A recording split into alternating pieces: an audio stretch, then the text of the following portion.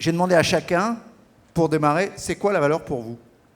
La création de valeur chez Smoby, elle est fortement liée à la créativité de nos équipes. Le jouet, pour se différencier des produits chinois, c'est apporter de la créativité, apporter un design différent, apporter des couleurs, être précurseur dans les formes, être précurseur dans l'ergonomie de nos produits et faire en sorte qu'on soit différent des autres. Nous sommes présents sur 3 domaines, l'industrie de la cosmétologie, la poterie horticole et les accessoires de bureau. La particularité de CEP, c'est que ses clients sont sans commune mesure plus gros qu'elle.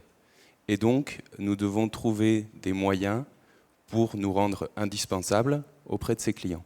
Pour cela, l'entreprise a choisi deux stratégies. La première, c'est la stratégie de niche. Donc, ne pas se précipiter sur des marchés qui sont très concurrentiels. Et le deuxième, c'est la différenciation.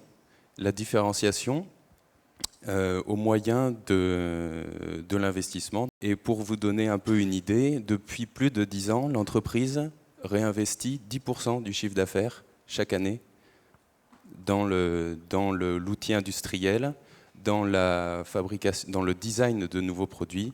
On a créé un groupement d'intérêt amical. Je dis bien amical parce que Didier Hélin, le patron de Team Plastique, n'a aucun lien financier avec l'Océane des Plastiques. Et ce qui nous permet d'être dans des tailles moyennes, puisque l'Océane c'est 40 personnes, Team Plastique c'est 80, JSP c'est 30 personnes, à nous trois d'être une société, un groupe avec 3 technologies différentes pour satisfaire les besoins de nos clients. L'objectif c'est d'essayer de créer une synergie pour nos clients. On s'est rendu compte que nos clients, entre nos 3 technologies, avaient toujours une hésitation. Surtout entre le roto et le thermoformage. L'objectif, c'était de se dire, écoutez, on va répondre aux 2, et vous choisissez. Et on s'est rendu compte qu'en travaillant comme ça, du coup, on lui créait un autre besoin. Il s'est rendu compte qu'il pouvait faire une partie de la pièce en thermo, la pièce finale, et une partie avec du roto. Et puis de là, on s'est aperçu qu'il avait aussi besoin de chaudronnerie. Pour Plastique du Val-de-Loire, moi, quand on m'a parlé de valeur, je dirais que j'ai 2 sortes de valeurs. Avant tout, quand je dis valeur, c'est valeur ajoutée. Et la valeur ajoutée, nous essayons de la faire en amont et en aval. Je pense qu'il faut investir stratégiquement dans le marché que vous voulez conquérir. Et pour ça, il faut une stratégie industrielle. Au lieu de faire une pièce plastique simple et de livrer une pièce plastique simple à un client, il faut maintenant que le client vous transfère un certain nombre de petits fournisseurs qu'il a lui-même. Vous achetez ces petites pièces et vous montez sur la pièce volumineuse que vous avez injectée un certain nombre de composants. C'est ce qu'on appelle des sous-ensembles. Et on devient, sans être équipementier avec le grand terme que cela veut dire, mais on devient un petit équipementier pour les pièces en plastique.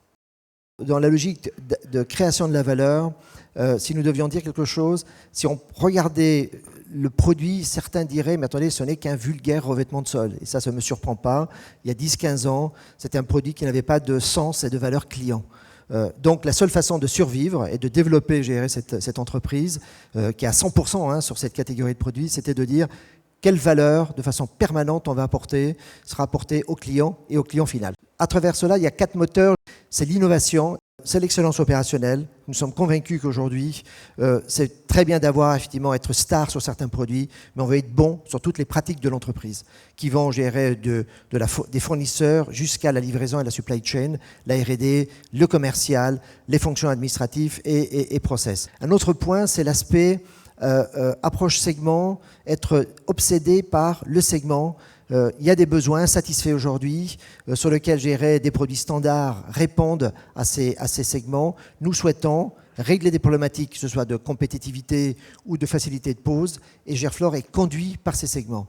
Et enfin, je dirais, il y a l'aspect internationalisation, plutôt nouveaux territoires, qui vont passer par chercher à acheter des distributeurs pour s'implanter localement. Et enfin, je dirais sur la partie croissance externe, je reviendrai dessus, c'est accéder très rapidement, soit effectivement à des présences géographiques, chose faite dans pas mal de pays, mais aussi à travers des technologies ou des compléments de gamme que l'on ne possède pas pour accélérer cette croissance et apporter de la valeur, là en l'occurrence client, interne, mais aussi actionnariale. Alors moi, je retiendrai deux choses, deux mots que je vais lier, c'est investir en confiance. De ce que j'ai entendu pendant ces 2 jours. Dans investir, il y a l'international, il y a l'innovation, bien sûr, il y a la formation, il y a tout ce qui nous demande d'aller un peu au-delà de ce que l'on fait dans notre quotidien. Et puis, la confiance, évidemment, ce sont les hommes. Nous avons à inspirer la confiance, et nous avons à offrir notre confiance. Il faut l'inspirer. Alors, dans l'inspiration de la confiance, c'est à l'égard de nos collaborateurs, bien sûr, mais c'est aussi nos clients, nos fournisseurs, et offrir notre confiance, bien sûr. C'est toute cette dimension d'homme. Et si je traduis ces deux choses, ces deux éléments par d'autres mots, je mettrai derrière le mot investissement audace, et derrière le mot confiance ensemble. Et si nous allions audace et ensemble, alors oui, je dis avec force, yes, we can.